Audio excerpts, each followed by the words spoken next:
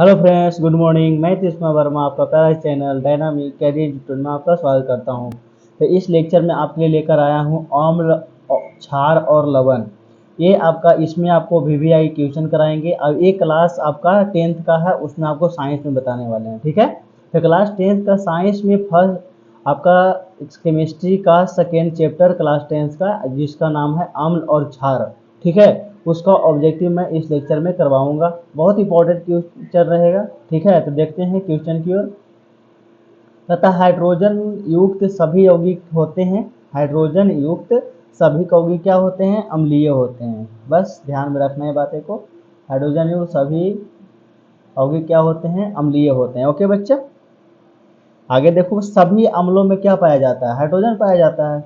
ये तो पिछले क्वेश्चन में ही आपको बता दिया गया था कि सभी अम्लों में पाया जाता है क्या? हाइड्रोजन पाया जाता है।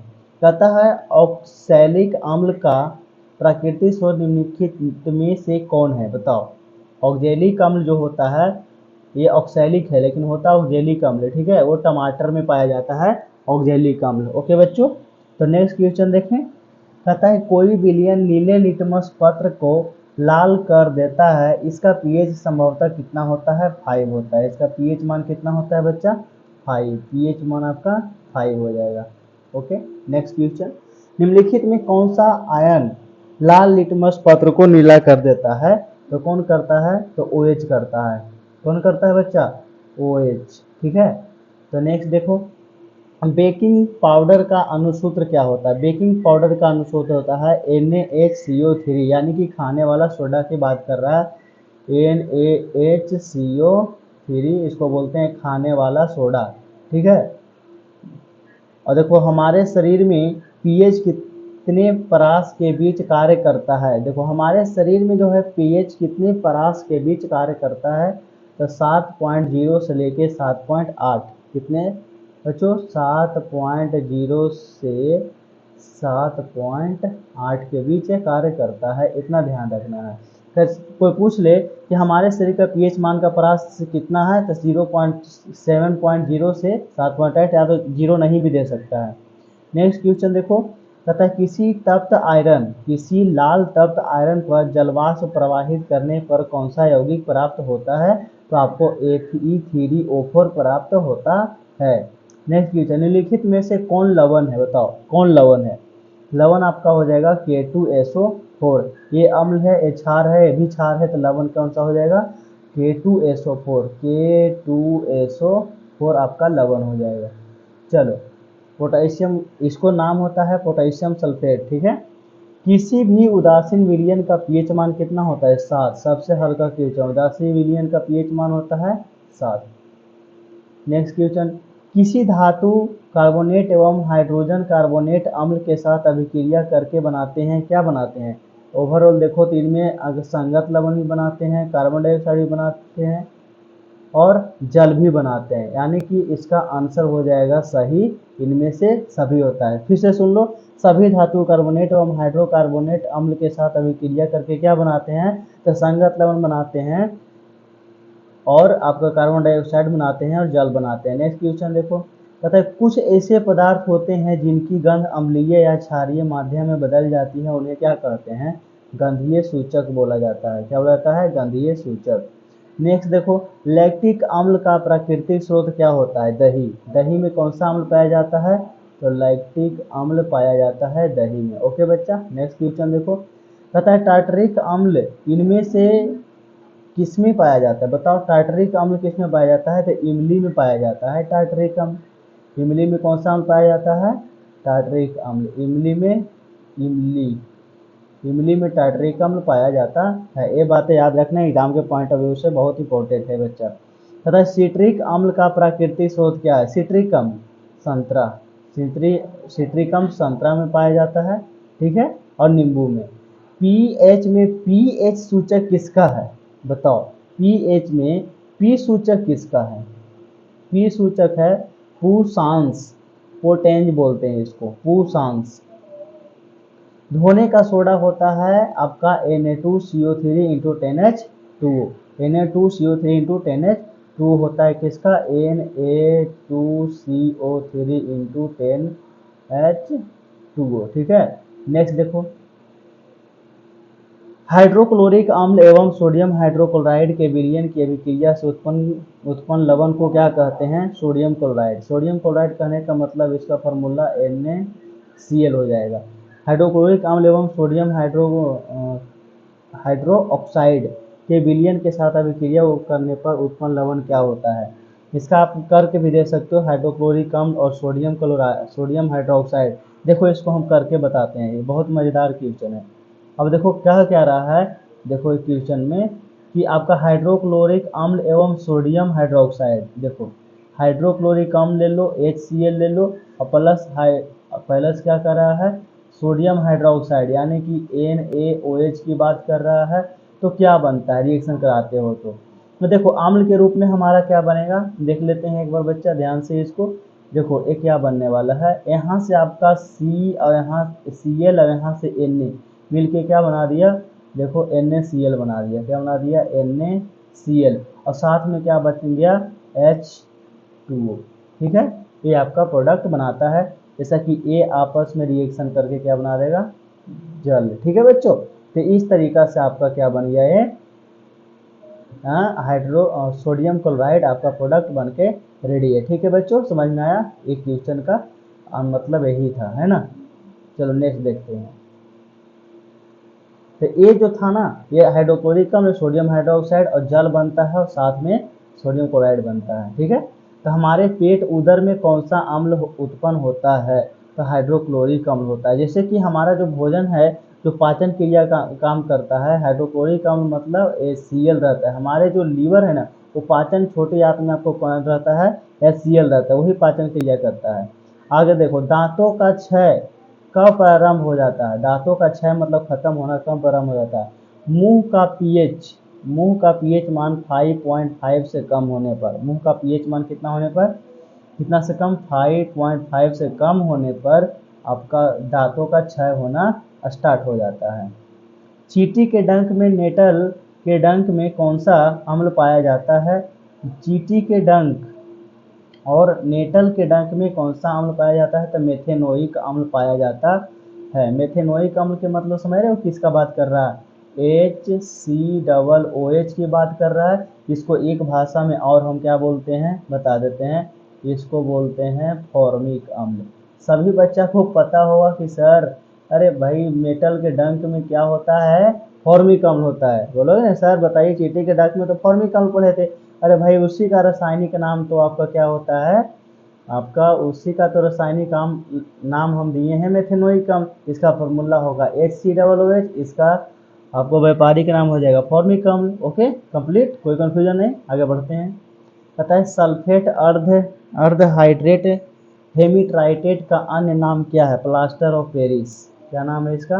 Plaster of Paris. नेक्स्ट देखो, सोडा अम्ल अग्निशामक में किसका उपयोग किया जाता है? सोडा अम्ल अग्निशामक में किसका उपयोग किया जाता है? जो sodium hydrogen carbonate, sodium NaHCO3, इसका होता है formula Na sodium carbonate CO3। चलो नेक्स्ट क्वेश्चन देखो, जल की अस्थायी कठोरता को हटाने के लिए किसका उपयोग किया जाता है? धोने वाला सोडा का। किसका? धोने वाला सोडा का, जिसका फार्मूला होता है बच्चा, इसका फार्मूला होता है Na2CO3 इंटू 10H2O। ये आपका धोने वाला सोडा है, धोने वाला सोडा, बेकिंग सोडा खाने वाला। ठीक है, जल के स्थायी कठोरता को हटाने के लिए किसका उपयोग किया जाता है? धोने वाले सोडा का।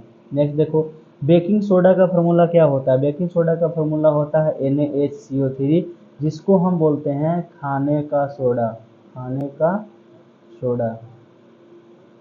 ठीक है, नेक्स्ट देखो, बेकिंग सोडा का रासायनिक नाम क्या होता है? बेकिंग सोडा का रासायनिक नाम होता है सोडियम हाइड्रोजन कार्बोनेट। तो लिखा है ना जी, सोडियम हाइड्रोजन NaHCO3। चलो पिछले क्वेश्चन ये जी NaHCO3, ये आपका बेकिंग सोडा का रासायनिक नाम ये होता है। ठीक है, फार्मूला ये होता है। अब लिटमस विलयन जो बैंगनी रंग का रंजक होता है या किस पदार्थ का बना होता है? तो देखोगे तो ये आपका लीचेन का बना होता है। किसका? लीचेन का। आगे पोटास एलम होते हैं। पोटास एलम क्या होते हैं बताओ?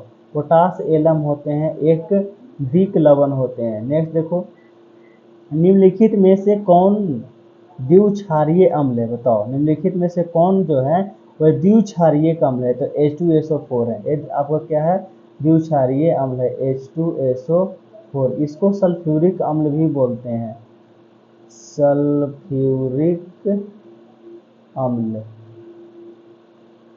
इसको क्या बोला जाता है, सल्फ्यूरिक। निम्नलिखित में से कौन द्विक्षारीय अम्ल होते हैं, H2SO4 यानी कि सल्फ्यूरिक अम्ल होता है। नेक्स्ट क्वेश्चन देखो, ठीक है बच्चे, समझ में आया। निम्नलिखित में से कौन गंधीय सूचक नहीं है, बताओ निम्नलिखित में से कौन जो है वो गंधीय सूचक नहीं है। तो सरकंद, वनीला भी धमकेगा, प्याज भी धमकेगा, लौंग का तेल भी धमकेगा, लेकिन शकरकंद जो होता है वो धमकता उमकता नहीं है भाई। निम्नलिखित में से कौन सा सूचक की तरह इस्तेमाल नहीं किया जा सकता है। तो मूली को कैसे, फिनॉल, ये जितना है उसको सूचक के रूप में हम इस्तेमाल कर सकते हैं, लेकिन जो मूली है उसको हम नहीं कर सकते हैं। नेक्स्ट देखो, जल के अम्लीय एवं क्षारीय विलयन किसके कारण विद्युत के सूचकांक होते हैं। तो H और OH दोनों के कारण।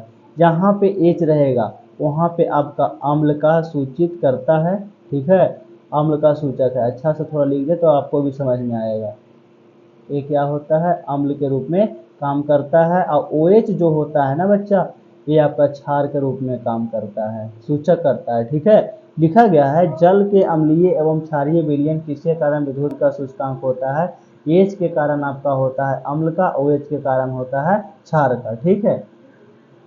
एक विलयन किसी नीले लिटमस पथ को लाल में परिणत कर देता है। जो समता विलयन का पीएच मान कितना होना चाहिए, विलयन का पीएच मान होता है 6। कितना होता है बच्चा, 6। नेक्स्ट देखो, निम्नलिखित में से कौन एक से अधिक अम्लीय लवण बनाएगा।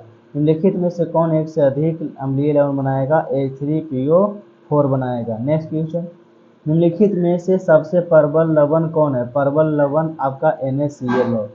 प्रबल लवण क्या है, NaCl, इसको बोलते हैं सोडियम क्लोराइड, सोडियम क्लोराइड बोलते हैं। आगे देखो, एसिटिक अम्ल एक दुर्बल अम्ल है क्योंकि एक कम आयनित होते हैं। एसिटिक अम्ल का IUPAC नाम क्या होता है, बड़ा सिंपल है जी, एथेनोइक होता है। इसका फार्मूला लिख लो, C2H5OH, है ना। एसिटिक अम्ल का फार्मूला होता है मेथेनोइक अम्ल, मेथेनोइक अम्ल होता है, ठीक है। एसिटिक अम्ल का फार्मूला मेथेनोइक अम्ल, मेथेनोइक होगा, एथेनोइक होगा। एसिटिक अम्ल का फार्मूला CH3OH। ये एसिटिक अम्ल नहीं है जी, ये एसिटिक अम्ल नहीं होगा। एसिटिक अम्ल होने के लिए हमको होना चाहिए एथेनोइक अम्ल, ये आपका C2H5 होगा, ठीक है। एक सेकेंड, CH3OH ये होता है मेथेनोइक अम्ल, ठीक है। तो ये आपका मेथेनोइक अम्ल दिया गया है, शायद गलत आंसर दे दिया है। एसिटिक अम्ल का फॉर्मूला होना चाहिए एथेनोइक अम्ल, ठीक है, इसको ध्यान में रखना है। ये आपका रॉन्ग क्वेश्चन दे दिया गया है, ठीक है। ने इसका सही आंसर क्या होगा आपका एसिटिक अम्ल का एक सेकेंड, CH3OH, ये तो मेथेनोइक अम्ल, ये एसिटिक अम्ल नहीं होगा। एसिटिक अम्ल होने के लिए आपको होना पड़ेगा C2H5OH, ओके, ये आपका सही आंसर है। मेथेनोइक अम्ल का, एसिटिक अम्ल का फॉर्मूला होता है एथेनोइक अम्ल, IUPAC नाम लिखे तो C2H5OH, ठीक है। ये आपका हो गया एसिटिक अम्ल। जो ये बता रहा था इसका फॉर्मूला होता है CH3OH, ये आपका मेथेनोइक अम्ल हो जाता है, ओके। नेक्स्ट क्वेश्चन, लवण Na2CO3 का जलीय विलयन क्या होता है, 7 होता है। कितना होता है, 7। पीएच मान कितना होता है, 7 होता है। नेक्स्ट क्वेश्चन, निम्नलिखित में से कौन सा बुझा हुआ चूना है। बुझा हुआ चूना कौन है, Ca है, यानी कि कैल्शियम ऑक्साइड इसको बोलते हैं। क्या बोलते हैं, कैल्शियम ऑक्साइड। नेक्स्ट क्वेश्चन, निम्नलिखित में किस विलयन का उपयोग दीवारों की सफेदी करने में किया जाता है। तो दीवारों की सफेदी करने में किया जाता है CaOH का होल्टवाइज। कैल्शियम हाइड्रोक्साइड इसको बोलते हैं। निम्न में से कौन से धातु ठंडे जल से अभिक्रिया कर धातु के हाइड्रोक्साइड बनाएंगे? तो सोडियम एवं पोटेशियम। ठीक है, आगे देखो, लिटमस विलयन जब न तो अम्लीय हो और न ही क्षारीय, तब वह किस रंग का होता है? वो बैंगनी रंग का होता है। ठीक है, प्लास्टर ऑफ पेरिस का रासायनिक सूत्र क्या होता है? CaSO4 into half H2O। CaSO4 into half H2O होता है। ये बात ध्यान रखना है, क्या होता है? CaSO4 इंटू हाफ H2O होता है। ठीक है बच्चों, तो इस लेक्चर में इतना ही रहेगा। एक क्लास 10th का अम्ल और क्षार का चैप्टर का ऑब्जेक्टिव था। ओके बच्चों, थैंक यू, धन्यवाद, पढ़ते रहें।